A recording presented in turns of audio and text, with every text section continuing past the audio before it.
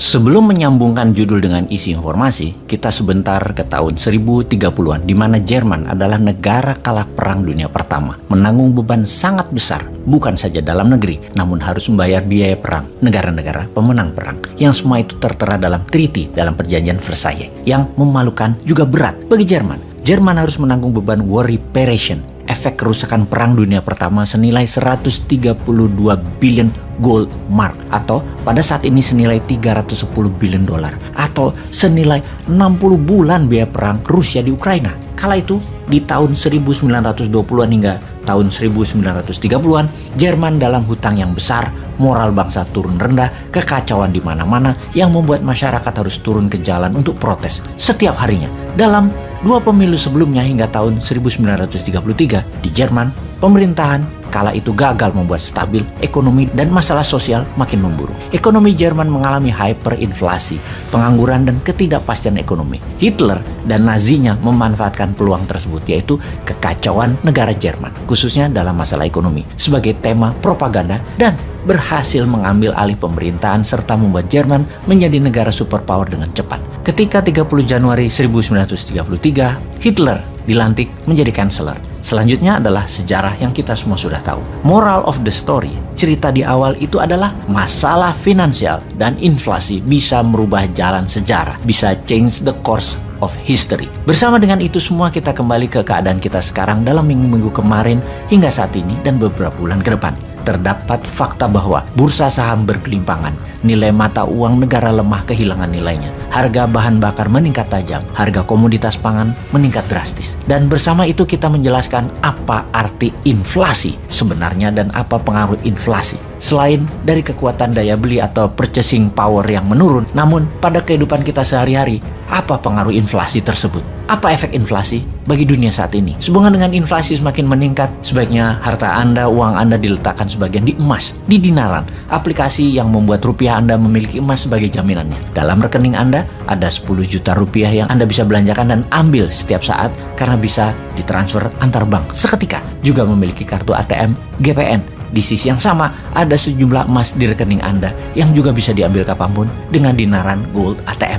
Mana ada rekening yang punya dua mata uang, yaitu rupiah dan emas, hanya di dinaran. Ayo segera download aplikasi di Android dan iOS. Sekarang kita kembali ke inflasi dunia. Dunia saat ini dikuasai berbagai macam kepala negara dan bentuk pemerintahannya. Ada yang atas nama demokrasi yang dimodifikasi, ada rejim otoriter, ada bentuk kerajaan atau sistem monarki, dan banyak rupa model dan sistem pemerintahan. Pertanyaannya, apakah akan selamanya begitu di masa ekonomi terbatas dan inflasi tinggi seperti yang sekarang sedang terjadi? Atau akan berubah total, bahkan terjungkal penguasa yang gagal kelola inflasi tersebut? Kita semua tahu, inflasi akan mempengaruhi politik sebuah negara atau sebuah wilayah. Juga akan banyak perubahan kebijakan, juga perubahan prioritas sebuah pemerintahan, juga berefek kemiskinan. Kita akan bahas 4 masalah hal tersebut. Pertama, inflasi mempengaruhi politik. Inflation juga disebut sebagai the mother of political change, atau inflasi adalah ibunya perubahan politik. Seperti di awal video narasi kita ceritakan, post-war, efek setelah Perang Dunia Pertama. Kemudian juga di Indonesia misalnya, resesi ekonomi di 1996, kemudian menjadi krisis ekonomi di tahun 1997, di mana membawa krisis politik di tahun 1998 dengan tergulingnya pemerintah Orde Baru, dan sekarang perang Ukraina antara Rusia dan NATO. Efek pandemi 2 tahun ditambah perang yang lebih dari 120 hari di Ukraina confirm penyebab awal inflasi dunia sejauh ini.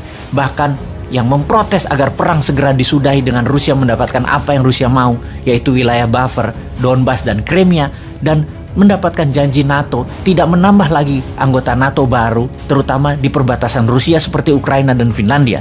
Sementara Amerika dan sekutu G7 kemarin mengatakan tidak akan berhenti perang hingga Rusia kalah atau mundur balik keluar Ukraina. Agaknya perang akan menjadi panjang, mengingat sebentar lagi dalam semester kedua tahun 2022, Oktober hingga Februari adalah musim dingin terdingin yang akan terjadi di Eropa Barat dan Eropa Timur.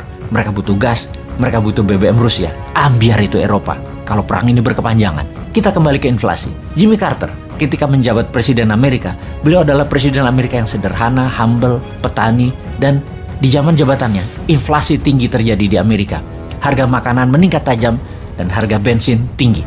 Tingkat pengangguran terburuk dalam 10 tahun terakhir di zaman Jimmy Carter, ditambah drug kartel menguasai jalanan Amerika. Ujung-ujungnya inflasi menumbangkan Jimmy Carter, diganti oleh Ronald Reagan dengan kemenangan telak. Saat ini, di Amerika, harga pangan juga naik 10% dalam 4 bulan terakhir. Harga BBM naik 8%. November tahun ini, Joe Biden menghadapi midterm election. Peluangnya adalah inflasi akan memukul Biden dan akan merubah jalan sejarah politik Amerika ke depannya. Kita ke India sekarang. Di tahun 2014, Perdana Menteri lama India, Manmohan Singh, inflasi India terburuk kala itu, sehingga Narendra Modi berkuasa dengan telak. Sekarang kita semua mengerti apa yang inflasi bisa lakukan kepada sebuah pemerintahan. Kita mereview inflasi dunia, global inflation. Saat ini berkisar di 7%. Harga pangan juga meningkat sekitar 7%-an sejak 4 bulan terakhir. Efeknya adalah ada 50 negara dunia saat ini dari 200 negara dalam keadaan parah, krisis parah baik politik, pangan, dan energi negara tersebut. Siapa saja mereka itu? Brazil, Israel, Pakistan, Bangladesh, Turki, dan jika terus-terusan inflasi di negara-negara tersebut meningkat dan tidak terkendali, bisa dipastikan pemimpin yang saat ini berkuasa seperti di Brazil, di Israel, bahkan Erdogan di Turki bisa terjungkal di tahun 2023. Karena meningkatnya harga-harga kebutuhan bisa menggulingkan pejabat berkuasa. Inflasi bisa juga merubah wajah sebuah negara. Lihat saja Venezuela. Venezuela memiliki cadangan minyak bumi terbesar di dunia. Tetapi di peta dunia, apa posisi Venezuela sekarang? Kegaduhan politik berkepanjangan, inflasi tinggi juga berkepanjangan. Dari negara terkaya menjadi negara termiskin di Amerika Latin dengan telah 6 juta warganya keluar dari Venezuela mencari perbaikan nasib ke banyak negara. Di Venezuela, di tahun 1973 hingga tahun 2022, harga barang di Venezuela telah meningkat 3.700%. Bayangkan naiknya ribuan kali harga itu.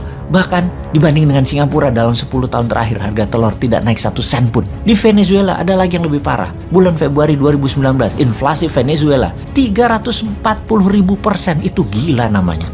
Uang Venezuela sama dengan toilet papers, nggak ada nilainya, junk papers. Sejak tahun 2019, 20% populasi rakyat Venezuela keluar meninggalkan kampung halaman. Kita lanjut inflasi dengan kebijakan pemerintah. Inflasi merubah kebijakan semua pemerintahan, itu adalah sebuah kepastian. Merubah by force, dengan paksa, yang kalau tidak berubah, gaduh dan chaos jadinya. Seperti rakyat Sri Lanka saat ini yang membakar rumah dinas pemimpin Sri Lanka, Raja Paksa, dan memaksa Raja Paksa mengundurkan diri. Dan dia akan mengundurkan diri dalam minggu ini. Inflasi juga membuat Boris Johnson, Perdana Menteri Inggris, mengundurkan diri setelah didemo para buruh kereta api dan para guru di Inggris. Kebijakan apa yang diubah adalah kebijakan yang menguntungkan negaranya yang dilakukan seperti memproteksi. Siapa aja negara yang sudah memproteksi saat ini? Argentina misalnya, melarang ekspor soybean keluar dari negaranya. Algeria menutup ekspor pasta, gandum, gula untuk tidak keluar ekspor barang tersebut. Mesir membatasi minyak goreng. Serbia tidak lagi mengirim gandum, jagung. Juga Kosovo, gandum dan minyak jagung tidak keluar lagi. Dan banyak negara yang mementingkan warganya dengan mengubah kebijakan. Karena perang, semua menjadi terbatas dan semua melindungi kepentingan bangsanya sendiri. Sungguh, prioritas pejabat yang peduli rakyatnya adalah mengendalikan harga-harga di dalam negeri terlebih dahulu di masa inflasi dunia. Sekarang pertanyaannya, apakah Indonesia sudah siap untuk semua itu?